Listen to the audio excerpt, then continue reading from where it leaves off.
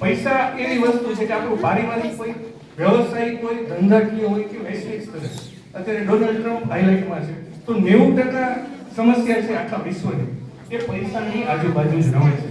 જો આને આપણે નાનપણથી એવી રીતે આપણે હેબિટ કલ્ટિવેટ કરીએ કે આપણા બાળકો બહુ નાની એજથી ફાઇનાન્શિયલ હેબિટ કેળવે તો આ વસ્તુનું લોંગ ટર્મમાં બહુ સારું રિઝલ્ટ મળી શકે એવું મારું માનવું છે. એટલે સાહેબનો હુકમ હતો કે બહુ ફાઇનાન્શિયલ લેંગ્વેજમાં નહીં પરંતુ લોકો સમજી શકે અને નાના બાળકો સમજી શકે એ રીતે આપણે ફાઇનાન્સ મેનેજમેન્ટ પર કંઈક પ્રકાશ પાડવાનો છે. તો સાહેબના હુકમ નથી આપણે આગળ વધીએ. હવે આ જે ફાઇનાન્સ છે બોલવામાં બહુ જટિલ લાગે, એના આખા કોર્સિસ થાય છે MBA ફાઇનાન્સ, પણ મારે તમને 5 શબ્દોમાં ફાઇનાન્સની આખી સફર કરાવી છે. સૌથી પહેલો સ્ટેપ અર્નિંગ, બીજું સ્પેન્ડિંગ, ત્રીજું ઇન્વેસ્ટિંગ, સેવિંગ અને પ્રોટેક્ટિંગ. એટલે લોકો કમાય છે, વાપરે છે, સેવિંગ કરે છે, ઇન્વેસ્ટ કરે છે કે પ્રોટેક્ટ કરે છે. આ 5 ઇકોસિસ્ટમ સમજાય એટલે આખું ફાઇનાન્સ આવી જાય. અર્નિંગ છે એ દરેક લોકો પોતપોતાની આવડત અને મહેનત મુજબ કરે છે. બાકીની જે વસ્તુ છે એના ઉપર આપણે ફોકસ કરવાનું છે. સ્પેન્ડિંગ એવી વસ્તુ છે કે જેના ઉપર આપણો કંટ્રોલ થઈ શકે. સૌથી પહેલા બજેટિંગ, મની કંટ્રોલની શરૂઆત છે ને એ બજેટિંગથી થાય. ઘર હોય કે વિશ્વ હોય કે દેશ હોય એની ઇકોનોમીની જે સિસ્ટમ છે એના બજેટ ઉપર થાય. સ્ટુડન્ટ લેવલે આપણે વિચારીએ કે કોઈ પણ સ્ટુડન્ટ છે એની પોકેટ મની 1000, 1500, 2000 એમાંથી એનું ટ્રાવેલ અલાઉન્સ આવે, એમાંથી એનું સ્નેક અલાઉન્સ આવે, નાના મોટા એના શોખ પૂરા થાય અને એમાંથી જે કંઈ બી 100, 200, 500 એ રૂપિયા બચાવે. નાનપણથી જો આ હેબિટ આવે કે 500 રૂપિયાનું ઇફેક્ટિવ યુટિલાઇઝેશન કરે તો આ જ બાળક જ્યારે કમાતો થશે ત્યારે હજારોનું સેવિંગ કરશે અને લાખોની બચત કરશે અને એનું ઇન્વેસ્ટમેન્ટ અને વેલ્થ ક્રિએશન કરશે. ડિસિપ્લિન એટલે કન્સિસ્ટન્સી. કોઈ પણ પ્રોસેસ છે એને આપણે કોન્સ્ટન્ટ ફોલો કરવી. જ્યારે જ્યાં જેટલું અને જેટલા માટે જરૂરી હોય એટલો ખર્ચો કરવો, આને કહેવાય ફાઇનાન્શિયલ ડિસિપ્લિન. આ પ્રોસેસને આપણે કન્ટિન્યુએશનમાં લઈએ. અર્નિંગ પછી સ્પેન્ડિંગ માટે બજેટ બનાવો. બજેટ પછી જે મહત્વનું જે આપણે સમજવાનું છે નીડ વર્સિસ વોન્ટ. આપણી જરૂરિયાત શું છે, આપણી ઈચ્છા શું છે, આપણી ઘેલછા શું છે, દેખાદેખી શું છે. નીડ એટલે અનિવાર્ય વસ્તુ, આવશ્યક વસ્તુ કે જે કરવાની જ છે, વોટ મે કમ. સ્ટુડન્ટ માટે વાત કરીએ, સ્કૂલ ફી છે, સ્કૂલ ફી ભરવાની છે. સ્કૂલ શૂઝ છે, સ્કૂલ શૂઝ લેવાના છે. સ્કૂલ શૂઝની સામે સ્નીકર્સ, 5000 રૂપિયાની શૂઝ આવે, 500 રૂપિયાના શૂઝ આવે. આપણી જરૂરિયાત કદાચ 500 રૂપિયામાં સંતોષાઈ જાય પણ આપણે 5000 રૂપિયા પાછળ દોડીએ છીએ. જીદ હોય, ક્યારેક દેખાદેખી હોય, ફલાણા છોકરો 5000ના શૂઝ પહેરે છે, મારે પહેરવા પડે. વાત કરીએ ડિજિટલાઇઝેશન. અત્યારનું એજ્યુકેશન છે ડિજિટલ થઈ ગયું છે. કોરોના પછી સ્માર્ટફોન ઉપર એજ્યુકેશન થઈ ગયું. એન્ડ્રોઈડ છે 20-25 હજાર 30,000 રૂપિયામાં મળી જાય. નહીં, આઈફોન 70 Pro Max 30,000 વાળો ફોન નહીં સાહેબ, 2.5 લાખ વાળો ફોન લેવો છે. મારો ક્લાસમેટ લઈ આવ્યો છે, પપ્પા મને લઈ ગયો અને પપ્પા પછી EMI ઉપર 30,000 ની બદલે 1.5 લાખ વાળો ફોન લઈ ગયો. હવે એના માટે 2 વર્ષનો EMI આપણો કમિટમેન્ટ થઈ ગયો. થર્ડ થિંગ, સ્કૂલ બુક્સ એ લેવાની છે. એની સામે બ્રાન્ડેડ ફોન છે, બ્રાન્ડેડ ઇયરફોન છે, હેડફોન છે. તો આવા અનનેસેસરી એક્સપેન્સ છે એ આપણે કટ આઉટ કરી શકીએ. તો નીડ વર્સિસ વોટ, જે જરૂરિયાત છે એને સંતોષો, જે આપણી ઈચ્છા છે પોસાય તો એને સંતોષવાની છે, ન પોસાય તો એના માટે આપણે લોન નથી લેવાની. આ એક વસ્તુમાંથી આપણે બહાર નીકળવાનું છે. Saving habit. સેવિંગ હેબિટ ક્યારે થાય કે જો આપણે આ નીડ અને વોન્ટનો ડિફરન્સ સમજીએ, એના જે પૈસા બચાવ્યા તો એ પૈસા આપણે આપણા સેવિંગમાં નાખી શકીએ અને ગ્રેજ્યુઅલી એને ઇન્વેસ્ટ કરી શકીએ. એક ગુજરાતીમાં કહેવત છે, પૈસા કમાવા માટે બુદ્ધિ જોઈએ પણ સાચવવા માટે અને બચાવવા માટે સંસ્કાર જોઈએ. સે ફોર એક્ઝામ્પલ, કોઈ મિડલ ક્લાસ ઓફિસ વર્કર છે, બહુ નાની એવી સેલેરી છે, દિવસની 30, 40, 50 રૂપિયાની ચા પીવે છે, ઘરેથી ચા પીને નીકળે છે, છતાં અહીંયા ચા પીવે છે. માનો કે એ 50 રૂપિયા એ સેવ કરે, મહિને 1500 રૂપિયા, વર્ષે 18,000 રૂપિયાની બચત થાય. 10 વર્ષે એ 1,80,000 રૂપિયાની કટકે બચત કરે, SIP મ્યુચ્યુઅલ ફંડ જેવા વસ્તુમાં નાખે તો તો કદાચ એ 1,80,000 5 લાખ રૂપિયા થઈ શકે. તો આ એક હેબિટ છે કે આપણે આવી કઈ નાની નાની ડિસિપ્લિનથી નાની નાની બચત કરી શકીએ. સ્ટુડન્ટ લેવલે વાત કરીએ કે આપણે ઘરેથી સ્કૂલે જવું છે કે કોઈ એક્ટિવિટી સેન્ટર જવું છે, ઓટોની અંદર 50 રૂપિયા થાય, કેબની અંદર 100 રૂપિયા થાય, પબ્લિક ટ્રાન્સપોર્ટ તમે યુઝ કરો છો તો 10 રૂપિયામાં પણ તમે પહોંચી શકો. તો આ જે નાની નાની સેવિંગ નાનપણથી કેળવાય, ગ્રેજ્યુઅલી બાળક આગળ વધે, એ મોટા સ્ટેપ ઉપર આવે, મોટી ડેઝિગ્નેશન ઉપર આવે, એનો અર્નિંગ સ્કેલ મોટો થાય. તો આ નાની બચતમાંથી જે 10 15 20 100 200 500 1000 રૂપિયા બચાવે છે એ લાખો રૂપિયા બચાવશે અને કરોડોનું વેલ્થ ક્રિએશન કરશે. હવે પ્રશ્ન એ છે કે સેવિંગ તો કરી લીધું, સેવિંગમાંથી જે વેલ્થ ક્રિએશન થાય એના માટેનું એક જે તત્વ છે કે એક ફેક્ટર છે, એને કહેવાય કમ્પાઉન્ડિંગ ઇફેક્ટ, કમ્પાઉન્ડિંગ ઇન્ટરેસ્ટ, વ્યાજનું વ્યાજ. આલ્બર્ટ આઇન્સ્ટાઈન એવું કહી ગયા છે કે આ એક 8મી અજાયબી છે. કમ્પાઉન્ડિંગ ઇન્ટરેસ્ટ એ 8મી અજાયબી છે. જેને સમજી ગયા એ કમાઈ ગયા, જે નથી સમજ્યા એ હજી હપ્તા કરે છે. સ્ટુડન્ટ કે અને સ્ટુડન્ટ બી, આનો એક આપણે એક્ઝામ્પલ લઈએ કે કોઈ સ્ટુડન્ટ 18 યર્સની એજે 1000 રૂપિયાની એસઆઈપી કરે છે. એની સામે બીજો કોઈ સ્ટુડન્ટ છે એ 28 વર્ષથી એસઆઈપી ચાલુ કરે છે. એક 18મા વર્ષે કરે છે, એક 28મા વર્ષે કરે છે. મહિને 1000 રૂપિયા, માત્ર 1000 રૂપિયા.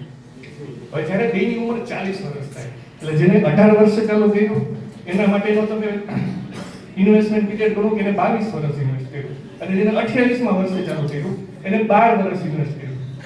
1000 રૂપિયા મહિને, 12000 રૂપિયા વર્ષે. 40મા વર્ષે જેને 18મા વર્ષે ચાલુ કરી એની પાસે 7 થી 8 લાખ રૂપિયા છે, અને જેને 28મા વર્ષે ચાલુ કરી એની પાસે 2 થી 3 લાખ રૂપિયા છે. મહિને 1000 રૂપિયા જેવી નાની રકમ અને કમ્પાઉન્ડિંગનો ડિફરન્સ. આ છે આલ્બર્ટ આઇન્સ્ટાઈનનો નિયમ, 8મી અજાયબી. જેટલું વહેલું ચાલુ કરશો એટલું વહેલું પામશો, એટલું વધારે પામશો. આ કમ્પાઉન્ડિંગ ઉપર આખો દિવસ બોલી શકાય, નિમિષભાઈ એના ઉપર વધારે પ્રકાશ પાડી શકે, પણ અત્યારે આપણે સમયની મર્યાદા છે એટલે આ વસ્તુને સ્કીપ કરીએ. પછી વાત આવે ઇન્વેસ્ટમેન્ટ ઓપ્શન. આપણે બચત કરી લીધી, પૈસાને ક્યાં નાખવા? સૌથી સહેલું વર્ષોની જે ફોલો થાય છે, સેવિંગ એકાઉન્ટ, બચત ખાતું, ફિક્સ ડિપોઝિટ, રિકરિંગ ડિપોઝિટ, ગવર્નમેન્ટની પોસ્ટ ઓફિસ, ગવર્નમેન્ટની બીજી સ્કીમ છે, NSC, PPF, LIC, pension plan, guarantee plan, fix income plan, ULIP plan, SIP, mutual fund, અને સૌથી advance stock market. Stock market advance category છે, pro category છે. એનીમાં risk પણ એસોસિએટેડ છે, એટલે સમજણ સાથે, એક્સપર્ટની એડવાઇસ સાથે એની અંદર રોકાણ કરવું. 2 મિનિટ વચ્ચે હું નિમિષભાઈ પરીખને ઊભા થવા માટે વિનંતી કરી દઉં. કોરોના ટાઈમ પછી ખાસ ઓનલાઈન પ્લેટફોર્મ દરેક જગ્યાએ આપણે ટ્રાવેલ કરીએ, એર ટિકિટ, રેલવે ટિકિટ બધું ઓનલાઈન, મૂવી જોવું છે ticket online, even banking system, check જમા કરવો, પેમેન્ટ કરવું, ડ્રાફ્ટ કઢાવવો, આ બધી વસ્તુ લગભગ નામ છે થઈ ગઈ. મોબાઈલ બેન્કિંગ અત્યારે એટલું ઘર કરી ગયું છે, તમે જુઓ કે તમારા મોબાઈલની અંદર જ આખી દુનિયા આવી ગઈ. તો આ ટાઈમની અંદર તમારે ડિજિટલ લિટરસી બહુ જરૂરી બને છે એઝ અ સ્ટુડન્ટ અને એઝ અ પેરેન્ટ. કેમ કે ડિજિટલ લિટરસીથી તમારી ટ્રાન્સપરન્સી રહે છે, રેકોર્ડ રહે છે, મેન્ટેનન્સ તમારું ઇઝી થઈ જાય છે, ટ્રેકિંગ તમે ધારો ત્યારે કરી શકો છો, અને સૌથી મહત્વની વસ્તુ ટાઈમ સેવિંગ. જે કામમાં તમારે અડધો કલાક થાય અડધી મિનિટમાં થઈ જાય. એની સામે એક સિક્કાની બે બાજુ, દરેક વસ્તુના પ્રો અને કોન્સ છે. ડિજિટલ પ્લેટફોર્મ ડેવલપ તો થયા, પણ એની સામે થ્રેટ એટલા આવ્યા. સાયબર ફ્રોડનો કિસ્સા એટલા વધી ગયા છે. સાયબર ફ્રોડની એક અલગ આખી કાનૂની વ્યવસ્થા થઈ છે. સાયબર ફ્રોડનો એક આખો અલગ એક્ટ આવી ગયો છે. સાયબર ફ્રોડનો કોન્સ એ છે કે જો તમે એની અંદર પ્રોપરલી લિટરેટ નથી, ઓટીપી બેઝના ટ્રાન્ઝેક્શન છે, અને ડિજિટલ માફિયા વધી ગયા છે, જે કદાચ યુકેમાં બેઠા છે, યુએઈમાં બેઠા છે, સોમાલિયામાં બેઠા છે, ક્યાંય બેઠા છે, તમારા ખાતામાં તમારી મરણ મૂડી 5 મિનિટમાં ઉપાડી લેશે. તો ડિજિટલ લિટરસી એ અત્યારના સમયની જરૂરિયાત છે. હું બધા બાળકોને વિનંતી કરીશ, તમે યંગ બ્લડ છો, યંગ જનરેશન છો, ડિજિટલી તમે વહેલા લિટરેટ થઈ શકો. તમે લિટરેટ થાઓ, તમારા પેરેન્ટ્સને લિટરેટ કરો, ગ્રાન્ડ પેરેન્ટ્સને રિચેક કરો કે આમાં શું થઈ રહ્યું છે, અને વાલીઓ પણ ધ્યાન રાખો. સૌથી કોમન વસ્તુ જેના ઉપર મારે પ્રકાશ પાડવો છે, વાલી હોય કે બાળક હોય, ઓટીપી કોઈ પણ અજાણ્યા વ્યક્તિને ન આપવા જ્યાં સુધી ભરોસાને પાત્ર ન હોય, અથવા આપણા ઘરના ખર્ચા શું છે, અને પૈસા મધર કમાય છે, ફાધર કમાય છે, બંને કમાય છે, કે ઘરના જેટલા સભ્યો કમાય છે, કેટલી મહેનતથી અને કેટલા એફર્ટ કર્યા પછી પૈસા આવે છે, અને એ પૈસાની સામે કેટલું કમિટમેન્ટ છે, ને આપણું શું બચે છે. બાળકોને ફેમિલી બજેટમાં ઇન્વોલ્વ કરો. અત્યારની જનરેશન છે એમની લિમિટ સ્કાય હાઈ છે. જો તમે નાની ઉંમરથી એને તમારા ફેમિલી બજેટમાં ઇન્વોલ્વ કરશો તો એને એની સિરિયસનેસ સમજાશે. પૈસા ખાસ એ સમજાવો કે પૈસા ક્યાંથી આવે છે, કેટલી મહેનત કરવાથી આવે છે, અને કેટલી ઝડપથી જાય છે. ત્યારે આપણે એ નથી કહેવાનું કે પૈસા ઝાડ ઉપર નથી.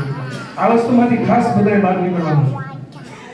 નીડ વર્સિસ વોન્ટ એ સમજાવો કે બેટા આઈફોન લઈ લે તો ચાલશે, સેમસંગ નો ફોન લઈ લે, 1.5 લાખ નો ફોન નથી લેવો, 30,000 એક આઈફોન ના બજેટમાં 5 એન્ડ્રોઇડ આવી જશે. દર 6 મહિને ફોન બદલશો ને તોય મજા આવશે. ડિલેડ ગ્રેટિફિકેશન આ એક એવી ફોર્મ્યુલા છે કે જો તમે અપનાવી લીધી તો જીવનમાં પેરેન્ટ્સે સુખી થઈ ગયા અને સ્ટુડન્ટે સુખી થઈ ગયા. થોડુંક થંભવું, થોડીક રાહ જોવી. સ્ટુડન્ટ માટે ખાસ આ વસ્તુ રિલેટ થઈ શકશે. સ્નીકર બ્રાન્ડ છે, દર 3 મહિને એનું નવું એડિશન આવે. જ્યારે પણ એ લોન્ચ થાય 4,000-5,000 રૂપિયાનું એડિશન એનું લોન્ચ થાય. દર 3 મહિને અપગ્રેડ થાય. અગર 3 મહિના પછી તમે જુઓ કે નવું અપગ્રેડ વર્ઝન આવે એનો 4,000-5,000 રૂપિયા હોય, અને એ જ 3 મહિના વાળું જે વર્ઝન હોય ને તમને 2,000-2,500 રૂપિયા મળે. તો તમે એ જ વસ્તુ માટે 3 મહિના વેઇટ કરો. સેમ વસ્તુ, સેમ ક્વોલિટી, સેમ બિલ 50% થી નીચેના પ્રાઇસમાં મળી જાય. એ 50% તમે જે કરો, વાપરો, બચાવો, ઇન્વેસ્ટ કરો, તમે કાંઈ પણ એનો ઉપયોગ કરી શકો. પણ આવી રીતે તમે સ્માર્ટ ડિસિઝન લઈ શકો. પાડો સેવિંગ, બાળક હોય તો એનું તમે સેવિંગ એકાઉન્ટ ખોલો, ફિક્સ ડિપોઝિટ, રિકરિંગ ડિપોઝિટ, મહિને 100 રૂપિયા બચાવે, 1000 રૂપિયા બચાવે કે 10,000 બચાવે, નાનપણથી એને ટેવ પાડો. 10 રૂપિયા બચાવશે તો ઇટ કાઉન્ટ્સ. આપણા માટે મની મેટર નથી, એનામાં એક સારી આદત પડે છે. એ જ બાળક કાલે 10 લાખ એ કમાશે ને 10 કરોડ એ કમાશે, ત્યારે એનું સેવિંગ પર્સન્ટેજ વાઇઝ વધશે. So we have to focus on the discipline અને એની હેબિટ કલ્ટિવેશન ઉપર. ડિલેડ ગ્રેટિફિકેશન ઉપર ખાસ ધ્યાન આપવાનું. આ એક પ્રૂવન સાયન્સ છે. સ્ટેનફોર્ડ યુનિવર્સિટી એનો એક માર્શમેલો ટેસ્ટ હતો કે જે બાળક 10 મિનિટ વધારે રોકાયો એ એકેડેમિક અને ફાઇનાન્શિયલી બંને રીતે સાઉન્ડ થઈ ગયા. આ થિયરિકલ પાર્ટ. હવે આપણે એક પ્રેક્ટિકલ પાર્ટ ઉપર જવાનું છે કે આવી કઈ કઈ ફાઇનાન્શિયલ મિસ્ટેક જે આપણી આજુબાજુ થાય છે જનરલી એ આપણે એવોઇડ કરવાની છે. બજેટ નો બનાવવું, કોઈ જાતની બચત ન કરવી, ઇમ્પલ્સ પરચેસ કરવું. એટલે કે આપણે મોલમાં ગયા, 5 કિલો ખાંડ લઈ લીધી, જોયું કે ભાઈ કોસ્મેટિકમાં સેલ હાલે છે, આપણે શેમ્પૂ લઈ લીધું, સાબુ ફ્રી હતો, આપણે ટૂથપેસ્ટ લઈ લીધી, બ્રશ ફ્રી હતું, આપણે લોશન લઈ લીધું, ફેસ વોશ ફ્રી હતું. 5 કિલો ખાંડની જગ્યાએ આપણે 700 રૂપિયાની વસ્તુ બનાવી. આ વસ્તુ છે એમેઝોન, ફ્લિપકાર્ટ, અત્યારે રિપબ્લિક સેલ ચાલે, દિવાળી સેલ ચાલે. બજેટ નો હોય છતાંય સેલિંગ થઈ ગઈ કે સેલ છે, સસ્તું મળે છે, લઈ લો. અરે ભાઈ, પાછળથી પૈસા ઘટશે મહિને. હાઈ ઈએમઆઈ લોન, સ્ટેટસ દેખાદેખી, આ બધી વસ્તુ એવી વધી ગઈ છે. એટલા માટે આ સબ્જેક્ટ ખાસ જરૂરી બને છે. વાણીના દીકરાઓને ક્યારેય ફાઇનાન્શિયલ મેનેજમેન્ટ શીખવાડવું નથી પડ્યું. આપણા વડવાઓનું આયોજન તમે જુઓ ને, 2 પેઢી, 3 પેઢી, 4 પેઢી ઉપર જુઓ તો એનું 12 મહિનાનું રાશન. પહેલાના સમયમાં તો 6, 7, 7, 8, 10, 11 સંતાનો હતા, છતાંય બધાના મેરેજ થઈ જતા, બધાનું ઘર ચાલતું, એના નસીબમાં ભણતર હતું, એ ભાઈના ક્યાંય કોઈ જાતની તકલીફ નથી થઈ. અત્યારે એક સંતાન, 2 સંતાનમાં ફાઇનાન્શિયલ ક્રાઇસિસ આવે. રીઝન એક જ છે, આપણી western culture adopted lifestyle. EMI. Ramesh કાકા લઈ આવ્યા મર્સિડીઝ, હું પહેરું છું, મારે મર્સિડીઝ લેવી પડશે. રમેશ કાકા કેપેબલ છે, કરોડોના આસામી છે, મારે લેવી પડશે તો હું લોન લઈશ, 10 વર્ષ મારે હપ્તા ભરવાના છે. તો સેવિંગ તો ભૂલો, હું મારી આગળની 10 વર્ષની આવક છે એ કમિટમેન્ટ આપી દઉં છું. તો આ વસ્તુમાંથી ખાસ આપણે બચવાનું છે. લગ્ન કરવા, પર્સનલ લોન લઈને લગ્ન કરવા, પાર્ટી કરવી, ટ્રાવેલ માટે તમને અત્યારે ફાઇનાન્સ મળે છે કે તમારે યુરોપ જવું છે, કાંઈ વાંધો નહીં, દર મહિને 7,500 નો ઈએમઆઈ, યુરોપ ફરી આવો. યુરોપ ફરીને તો આવી ગયા, પણ 1 વર્ષ સુધી આપણને યુરોપની ટ્રીપ યાદ આવશે. દર 5 તારીખે ઈએમઆઈ ભરવાનું. આ વસ્તુમાંથી ખરેખર બહાર નીકળવાનું. તે મોટું પર્પસ મળશે જેના થકી તમારી ફેમિલીની લાઈફસ્ટાઈલ મેન્ટેન રહેશે. ઇમરજન્સી ફંડ નો ઇમરજન્સી ફંડ નો રૂલ છે કે તમારા 6 મહિનાના ખર્ચા અને હપ્તા આનું તમારી પાસે સેવિંગ હોવું જોઈએ. આપણે સૌ કોરોના મહામારીના સાક્ષી થઈ ગયા અને આપણે પ્રેક્ટિકલી જોયું છે કે જેની પાસે 6 મહિનાનું સેવિંગ હતું એને કોઈ પણ જાતનું મોટિવેશન નથી આવ્યું અને જેની પાસે નહોતું એને 1 મહિના 2 મહિના પછી તમે જુઓ કે પૈસા ઉછીના લેવા પડ્યા, પર્સનલ લોન લીધી, ક્રેડિટ કાર્ડ યુઝ કર્યા અને ડેટમાં એટલે કે દેવાની ઝાળમાં ફસાઈ ગયા. આના પછી એ શીખવામાં આવ્યું કે ભાઈ ઇન્વેસ્ટમેન્ટની સાથે પ્રોટેક્શનની જરૂરી છે.